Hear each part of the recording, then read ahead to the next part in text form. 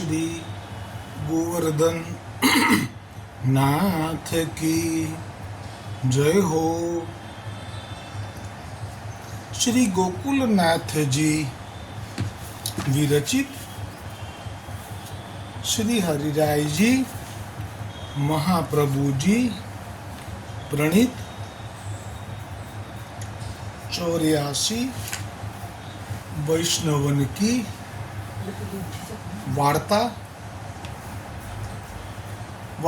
क्रमांक 83 वो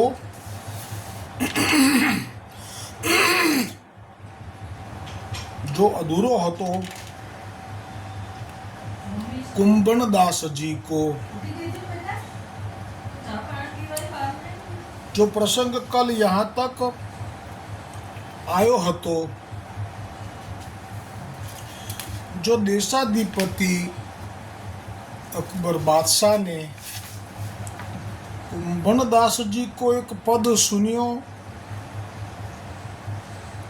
और प्रसन्न भये,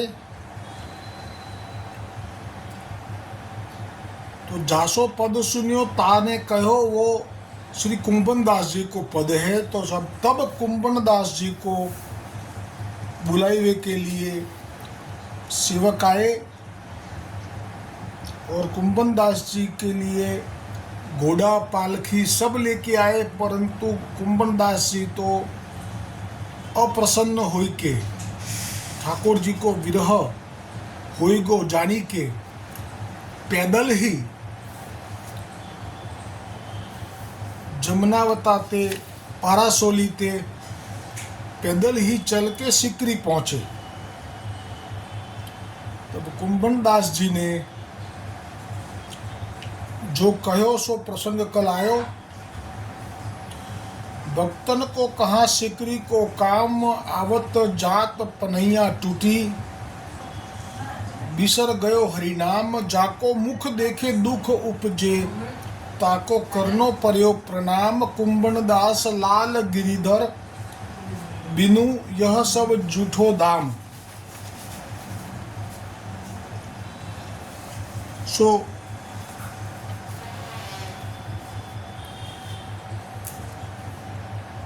जब श्री गोवर्धन नाथ जी को विरह क्लेश भयो, अब मैं श्री गोवर्धन नाथ जी को मुख कब देखूं, सो ऐसे विचार करत मार्ग में आवत कुंभनदास ने विरह को पद गायो। पाछा આવી રહ્યા છે, કારણ કે અકબર બાદશાહે એક રાજાની હેસિયતથી એવું કહ્યું હતું કે કંઈક આજ્ઞા કરો। એનો ભાવ એવો હતો કે હું કંઈક આપું, કારણ કે રાજાને આપવાનું બહુ હોય, જે પુણ્ય કરતા હોય ને એમને પણ પુણ્ય કરવાનો બહુ જ એવો સ્વભાવ હોય કે કંઈક હું પુણ્ય કરી લઉં। પણ રાજાનો સ્વભાવ તો જો કે એનાથી વિશેષ હોય કે મારે ત્યાંથી કોઈ ખાલી ના જવો જોઈએ। આ એક સ્વાભાવિક લક્ષણ છે, પરંતુ આ લક્ષણ કે આ સ્વભાવ એ ભગવદીઓ પાસે ન ચાલે, એટલે આજ્ઞા એવી કરી કે મને ફરીવાર બોલાવતા નહીં। હવે જે પદ ગાયું એમાં વિરહ છે, આપનો આટલો ક્ષણનો વિરહ પણ કેટલો કલ્પ જેવો લાગ્યો। કબહો દેખી હું નૈન હું, કબહો દેખી હો ઇન નૈનનું, સુંદર શ્યામ મનોહર મૂર્તિ અંગ અંગ અંગ સુખ દેનનું। એટલે જેમ આપણને જ્યાંથી જે પોષણ મળે કે સુખ મળે, તો એની કિંમત વધારે ક્યારે થાય તો કે એ સહેજ વિરહ થાય, સહેજ દૂર જવાનું થાય, ત્યારે જ એ સમજાય। તો અત્યારે તો આજે સુધી તો કુંભનદાસજીને આવો એક દિવસ આવ્યો જ નહોતો કે સવારે ઉઠ્યા હોય અને સીધા જ ઘરેથી સ્નાન ઇત્યાદિથી કર્મ પરવારી જમનાવતા ગામથી પરાસોલી ઉપર આવી જાય, અને ઠાકોરજી પણ અનુસર થયો નથી કે કુંભનદાસજી પાસે આવી જાય। આવો એકે દિવસ ગયો નથી કે જેમાં ઠાકોરજીથી મિલન ના થયું હોય। એમ જેને પણ સત્સંગનો લાભ મળતો હોય, સત્સંગથી પોષણ થતું હોય, સત્સંગથી સુખનો અનુભવ થતો હોય, હવે જો પણ કંઈ કારણથી સત્સંગ ન કરી શકે તો એને પણ અંદરથી એનો વિરહ થાય। તો આ જે છે એમાં આપને જે અનુભવ થયો કુંભનદાસજીને એનું વર્ણન છે। કબહો દેખી હું ઇન નૈનનું, કારણ કે એમને તો પ્રત્યક્ષ નેત્રોથી જ દર્શન થાય છે રસો વૈશ પ્રભુના. સુંદર શ્યામ મનોહર મૂર્તિ અંગ અંગ સુખ દેનનું, વૃંદાવન બિહાર દિન દિન પ્રતિ ગોપ વૃંદ સંગ લેનનું, હસી હસી હરખી પતોવની પીવનું બાટી બાટી પય ફેનનું, કુંભણદાસ કેતે દિન બીતે કિએ રેન સુખ સૈનનું, અબ ગિરધર બિનુ નિશ અરુબાસર મન ન પરત કછું ચૈનનું. થોડોક જ સમય ગયો છે, કારણ કે ચાલીને નીકળ્યા છે પરાસોલીથી સિકરી ફતેપુર, અને ત્યાં જે સમય ગયો અને પાછા વળતા પણ ચાલીને આવી રહ્યા છે. આ ટેકીલા છે ને, તો ઘણો સમય ગયો છે. એ સમય પણ એમને કેટલો બધો લાગ્યો. સો એસે પદ માર્ગ મેં ગાવત કુંભણદાસ શ્રી गिरिराज ઉપર આય શ્રી ગોવર્ધનનાથજી કે દર્શન કિએ. સો 2 પ્રહર બીતે, દર્શન કરવામાં 2 કલાક પસાર થઈ ગયા, 6 કલાક થયા. 2 કલાક 2 પ્રહર એટલે 6 કલાક. સો કુંભણદાસ કો માનો 2 યુગ બીતે.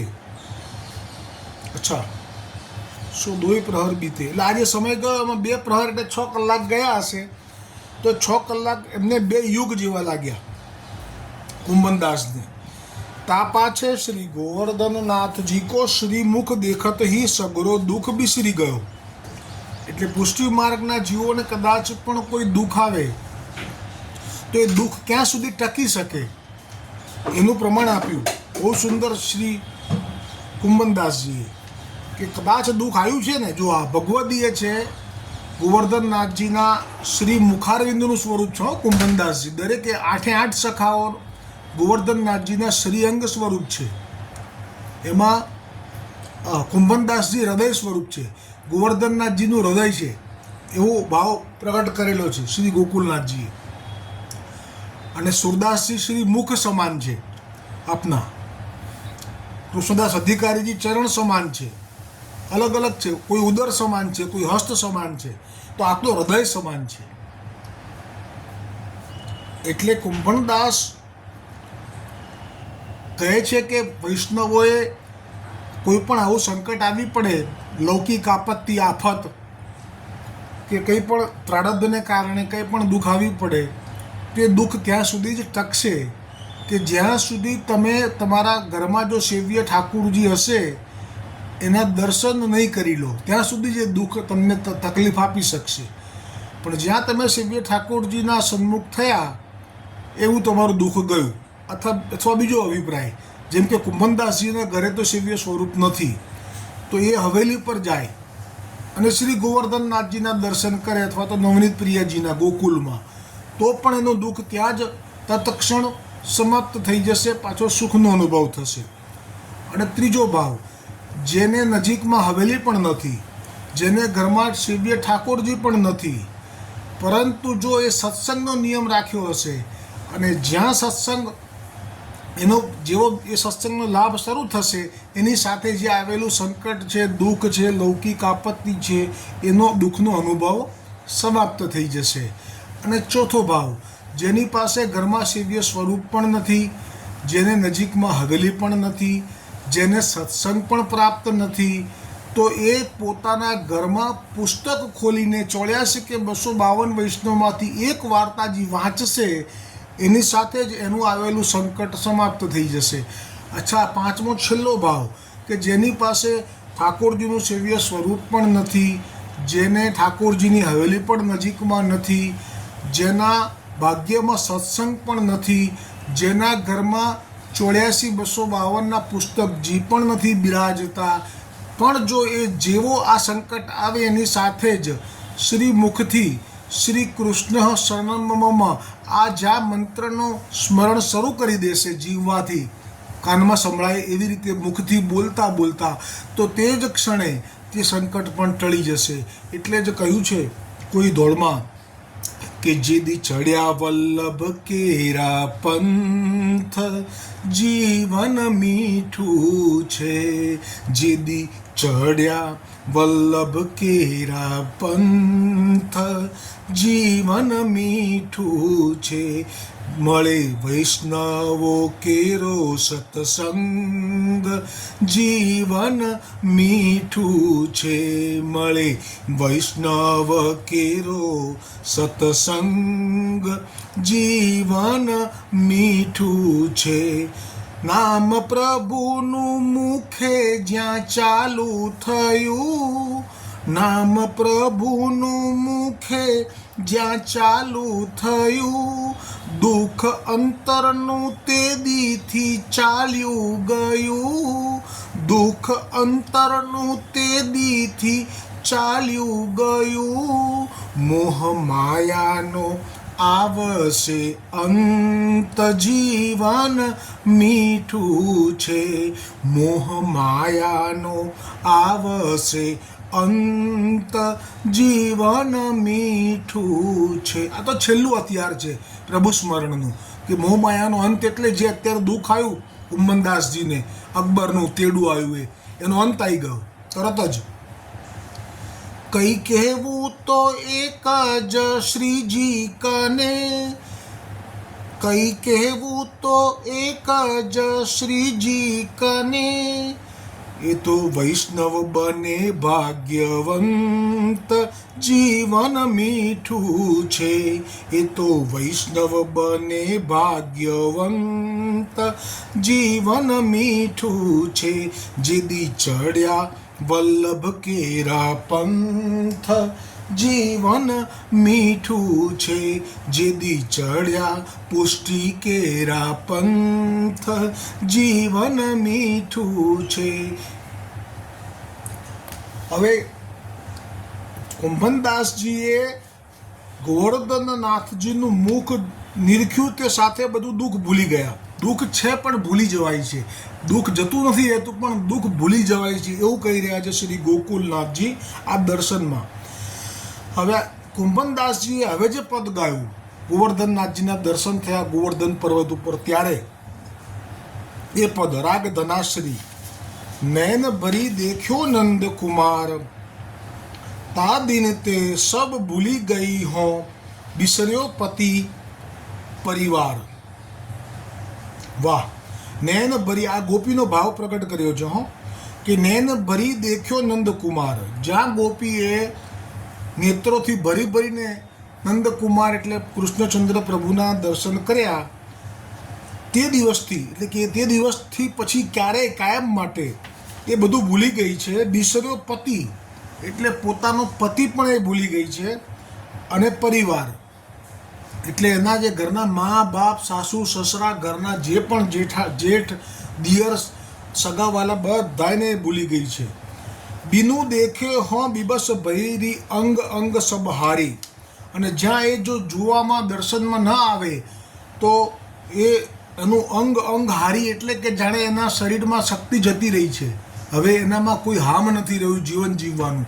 દર્શન ના કરે તો શું હાલત થાય, અનુભવ થાય. કારણ કે અત્યારે આ બધા અનુભવ અહીંયા આ પદમાં કેમ લીધું કે હમણે જે કુંભનદાસજી જે ગયા હતા એટલે ઠાકોરજીના દર્શન નહોતા થઈ શકતા, એટલે આ ભાવ ગોપીનો, કારણ કે આપ પણ એક ગોપી છે લીલામાં, આપ પણ રાત્રિની લીલામાં કુંભનદાસજીએ નું સ્વરૂપ પાછું સ્મરણ શક્તિ થોડી મને ઓછી છે, એટલે રાત્રિની લીલામાં પણ જે આપનો વિશાખાજી સખી છે આપ, એટલે આપને પણ ગોપી ભાવથી આ પદમાં આપનો ભાવ રજૂ કર્યો.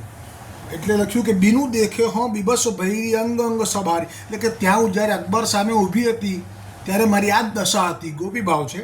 તાતે સુધી હે સાંવરી મૂર્તિ લોચન ભરી ભરી વાળી, रूप राशि परिमित नहीं मानो कैसे मिले कनाई, कुंभनदास प्रभु गोवर्धन दर मिली बहुरी उर लाई. એટલે આજે કહ્યું ને પહેલી ટૂંકમાં કે નૈન ભરી દેખ્યો નંદકુમાર, તા દિન તે સબ ભૂલી ગઈ હોં બિસર્યો પતિ પરિવાર. એટલે જેના નેત્રોથી જેને એકવાર પણ નંદકુમારના દર્શન થઈ જાય છે એનો પતિ અને એનો પરિવાર બધું એનાથી વિસ્મરણ થઈ જાય છે, એવો ભાવ છે સુંદર. બીજું પદ ગાયું આપે ગોવર્ધનનાથજીની સન્મુખમાં ઊભા રહીને. हिलगन कठिन है या मन की, जाके लिए देखी मेरी सजनी लाज गई सब तन की. धर्म जाऊं और लोग हंसो सब, अरु आवो कुल गारी. सो क्यों रहे ताही बिनु देखे जो जाको हितकारी. रस लुब्ध एक निमिष नहीं छाड़त, जो अधीन मृग गाने. कुंभनदास यह स्नेह मरम को, શ્રી ગોવર્ધન દર જાને. આ બીજું પદ છે, એમાં કુંભનદાસજી એમ કહે છે કે હિલગન કઠિન હે યા મન કી, એટલે કે છે કે જ્યાં મન છે, જેને શ્રી કૃષ્ણચંદ્રમાં લાગી ગયા પછી જે કઠિનતા છે જીવન જીવવાની સંસારની, એનું વર્ણન કરી રહ્યા છે. જાકે લીએ દેખી મેરી સજની લાજ ગઈ સબ તન કી, એટલે જે લાજ એટલે જે એક પોતાના પતિ સિવાય કોઈ પણ બીજા પુરુષને ન જોવો ક્યારે પણ. એ સતી સ્ત્રીનું, આર્ય સંન્યારીનું, ભારતની સનાતન ધર્મની સ્ત્રીનું એક લક્ષણ છે અને એ સ્વાભાવિક છે. પણ જ્યાં શ્રી ગોવર્ધનનાથજી શ્રી કૃષ્ણચંદ્રને જ્યારે દર્શન થઈ જાય છે પછી એ એની સખીને કહી રહી છે મેરી સજની લાજ ગઈ સબ તનકી, કે છે પછી મને એવું લાગતું જ નથી કે કોઈ જોશે મને આવી રીતે, મારા પતિ સિવાય હું કૃષ્ણને જોઈ રહી છું તો એ શું કહેશે, એની મને પણ કોઈ લાજ રહી જ નથી હવે. પછી આગળ કહે છે ધર્મ જાઉં ઓર લોગ હસો, એટલે કંઈ એમ કહેશે કે આ તો કેવી કુલટા સ્ત્રી છે કે જે પોતાનો પતિ ઘરમાં છે એની સેવા કરવાની મૂકીને આવી રીતે કોઈ નંદ બાવાના, યશોદાના પુત્રની પાછળ આવી રીતે આસક્ત થઈ ગઈ છે. આવું જો કોઈ કહેશે, ધર્મ જાઉં ઓર લોગ હસો, એટલે કે મારો ધર્મ જ હશે, સ્ત્રી ધર્મ ગયો કહેવાય. પોતાની પતિ સિવાય કોઈ પણ પુરુષમાં જો કોઈ સ્ત્રી આસક્ત થઈ જાય તો એ એનો ધર્મ ભ્રષ્ટ થઈ ગયો કહેવાય. તો કોઈ કહેશે ધર્મ જાઉં ઓર લોગ હસો, અને ઘણા તો હસશે કે બોલો ઘરનો ધણી મૂકી અને બહાર આવી રીતે દ્રષ્ટિ કરે છે કોઈ પરાયા પુરુષ ઉપર. અરુ આવો કુલ ગારી, એટલે કહે છે કે અમારા કુળના લોકો અમને ગાળો બોલશે કે આ કેવી નીકળી, કે આને મુઠ્ઠી કરી એક સમજાવી કે પોતાના પતિ સિવાય ક્યાંય મુખ ન બતાવવું, અને આ તો ઘૂંઘટ પણ નથી રાખતી અને જ્યાં ત્યાં પેલાની પાછળ ફરે છે, પર પુરુષની પાછળ, નંદ બાવાના પુત્રની પાછળ. સો ક્યાં રહે તાહી બીનું દેખે જો જાકો હિતકારી, પણ કહે છે કે હું શા માટે એને જોયા વગર રહી શકું, કારણ કે મારા માટે તો હિતકારી આ જ છે. આહા, આ હિતકારીની અંદર તો એટલા બધા અર્થ થાય કે જે અર્થ શ્રવણ કરતાં કરતાં જ જીવ પોતાનું જીવન પૂરું કરી નાખે તો એનો અર્થ પૂર્ણ ન થાય. કારણ કે સાચા હિતકારી તો કોણ છે? એક હરી જે, એક હરી જે, દુનિયા સગળી આપો આપ જરી જતી. એક શ્રીજી રીજે, એક શ્રીજી રીજે, દુનિયા સગળી આપો આપ જરી જતી. નારી જે જગતો જખ મારે, નારી જે જગતો જખ મારે, પછી દિલમાં ડર નહીં તલભારે, પછી દિલમાં ડર નહીં તલભારે. સહુનભ તું એના આધારે, સહુનભ તું એના આધારે. એક શ્રીજી રીજે, એક શ્રીજી રીજે, દુનિયા સગળી આપો આપ જરી જતી. શા માટે કહ્યું આ ભાવમાં, ગોપી ભાવમાં કુંભનદાસજીએ કે ભલે મારા કુલવાલા ગાળી દે, મારી લાજ જાય, લોકો મારી પર હસે, તો પણ સિંચન કરવું તો મૂળ મહી. કૃષ્ણ એ મૂળ છે, કારણ કે કહ્યું ને હિતકારી. સિંચન કરવું તો મૂળ મહી, ડાળા પત્તાની ગરજ નહીં, ડાળા પત્તાની ગરજ નહીં, એક શ્રીજી રીજે, એક શ્રીજી રીજે, દુનિયા સગળી આપોઆપ જ રીઝતી. આ છે એક દોડ છે, ભાવ મર્યાદામાં એક દોડ બી લેવાય છે કે હરિને ભજતા હજુ સુધી કોઈની લાજ જતા જાણી નથી. જેણે જેણે પણ પોતે એક વખત પણ શ્રી ઠાકોરજીને ભજવાનું, નિરખવાનું સત્સંગ શરૂ કરી દીધો છે, એની લાજ ક્યારેય પણ ગઈ નથી. અને આ રીતે આ પદ જ્યાં બીજું ગાયું, સો એસે પદ કુંભણદાસ जी ने बहुत ही गाए, सो सुनी के श्री गोवर्धन नाथ जी आपू कहे, जो कुंभनदास तू धन्य है, जो मेरे बिना एक छीन तो को कल नाही है.